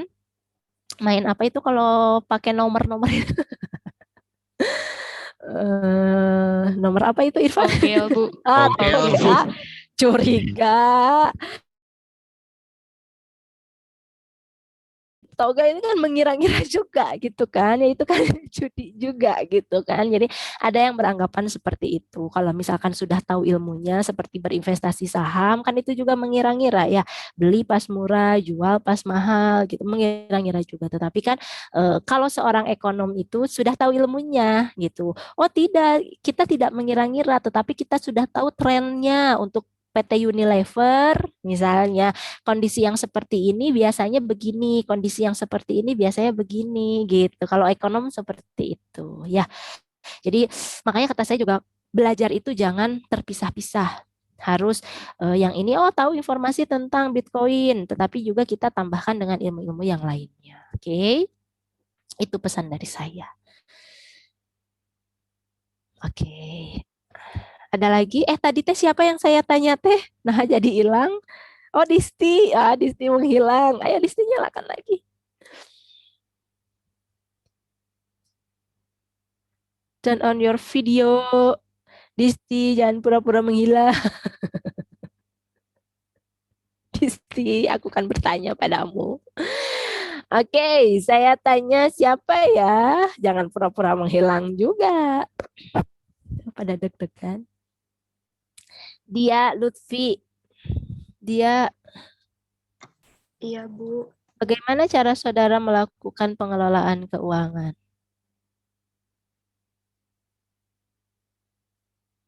Keuangan pribadi yang saya punya gitu, Bu. Iya. Masa kamu mengelola keuangan Asep? Curiga saya nanti ya. Mengelolanya ya paling itu, Bu, kalau misalkan dapat uang misalkan per bulan nih dari orang tua. Terus nanti dapatnya berapa, terus pengeluarannya apa aja dicatat kayak gitu sih, Bu, kalau misalkan ini.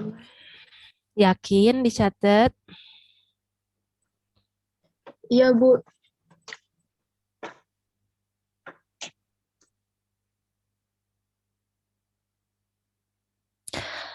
Oke, baik.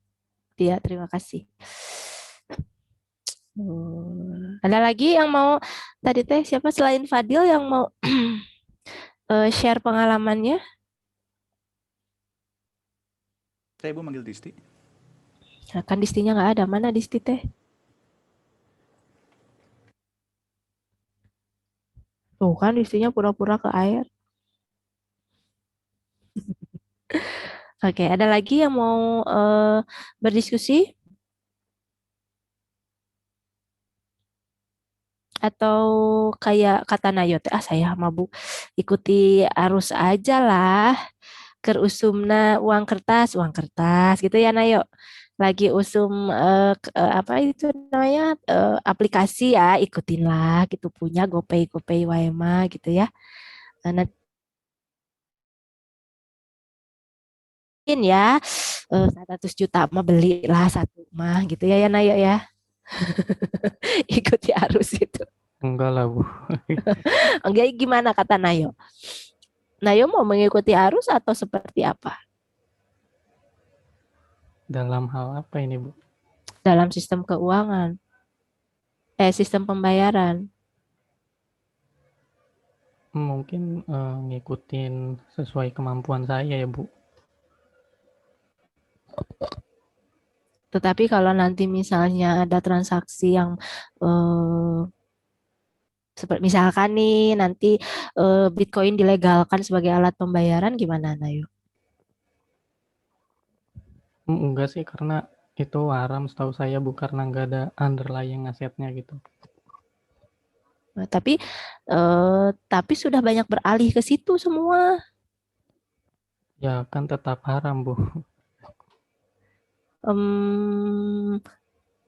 Uang kertas nggak ada, Nayo, nanti gimana? Nah, kalau itu bingung saya. Ayolah Nayo, kata Jamal. Belum mah. Karunya ya Nayo. Udahlah Nayo ya, bisi kamu deg-degan. Oke. Oh, Jamal bisa jawab katanya. Ayo Jamal jawab mana? Entong hayo-hayo ka batur. Mana ya? Enggak, Bu. Oh iya ya. Kalian mah ngechat tapi everyone ya saya baca lah. Salah ngeklik pasti. Oke. Nggak apa-apa. Ya gitu ya. Jadi saya harapkan saudara juga mencari informasi lebih mengenai bagaimana sistem pembayaran, mengenai pengelolaan keuangan yang baik, sehingga saudara menjadi pribadi yang melakukan kegiatannya itu ada dasarnya gitu ya. Jadi tidak harus ikut-ikutan. Di mikro harus ikut-ikutan itu harus apa namanya? Efek apa namanya? Efek ikut-ikutan. Di mikro ada itu. Efek apa? Dor. Ada itu di mikro, efek ikut-ikutan. Si iya ka dia ngilu ka dia. Efek apa? Mana lu gak jawab? Bandwagon effect bukan, Bu? Ayo. Bandwagon, ayo baca mana tadi domino, ada bandwagon. Ayo, apa? Efek harus ikut-ikutan, efek ikut-ikutan. Di mikro. Ya, tadi Dava jawab apa? Bandwagon effect. Nah, artinya apa itu maksudnya?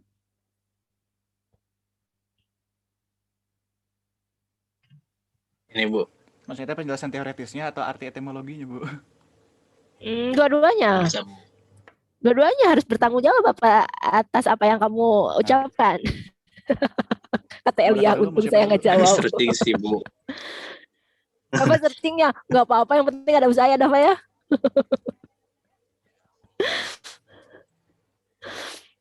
Apa-apa? Oh iya. Bandwagon effect menggambarkan interaksi permintaan dan preferensi muncul ketika orang-orang memilih untuk meningkatkan komoditas sebagai jumlah orang yang membeli barang atau benda tersebut meningkat. Bentar, Bu, loading, Bu. Bener searching dia. Aduh, jadi kalian dapat teori mikronya dapat apa? B plus. B plus itu ben melakukan efek kok bisa ngejawab, Pak. Curiga kamu di mana B plus, Pak? Lupa, Bu. Sudah biasa. Mahasiswa kalau udah dapat nilai bagus itu udah lupa materinya. Ingat ya, semua materi keekonomian itu akan saudara transfer kembali kepada peserta didik nanti pas PPL. Karena seorang guru itu memiliki 4 kompetensi. Salah satunya adalah kompetensi profesional. Kompetensi profesional adalah kompetensi yang dia menguasai materinya. Nah, mau ngejelasin apa nih sekarang? Mau ngejelasin perpajakan. Pajak. Saudara mengambil mata kuliah perpajakan kan? Nah, itu sebagian nanti akan saudara transfer ilmunya kepada peserta didik. Seperti itu yang namanya guru. Saudara nanti belajar teori mikro. Wah, itu banyak materinya. Ada tentang pasar, elastisitas, apalagi gitu banyak. Nah, itu akan saudara transfer. Sehingga saya harapkan nih, semua yang sudah saudara dapatkan itu harus dipertanggungjawabkan. Jangan dilupakan. Karena saya mah suka gemes ya, ngajar semester berapa itu? Berarti 6. Semester 6. Micro teaching. Micro teaching kalau dulu kan luring ya di lab. Kalau sekarang daring secara video. Nah, kata saya teh mahasiswa teh ya Nah, mahasiswa teh seperti yang tidak menguasai materinya, padahal kan itu sudah saudara kuasai selama 5 semester ke belakang gitu. Jadi saya suka gemes gitu loh. Jangan melupakan ya, jangan dilupakan bukunya udah dijual gitu, jangan ya, karena itu akan saudara pakai terus. Pokoknya itu saran dari saya. Oke. Slime-nya anak saya udah jadi. Oke.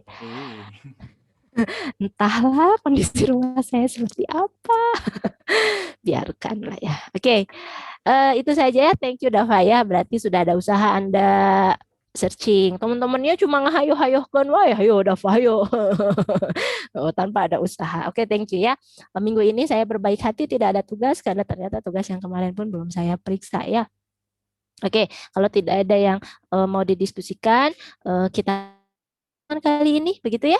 Terima kasih kepada teman-teman semua yang sudah memberikan atau sharing gitu ya, memberikan pengalamannya kepada teman-teman yang lain sehingga informasi kita bertambah, informasi saya juga bertambah.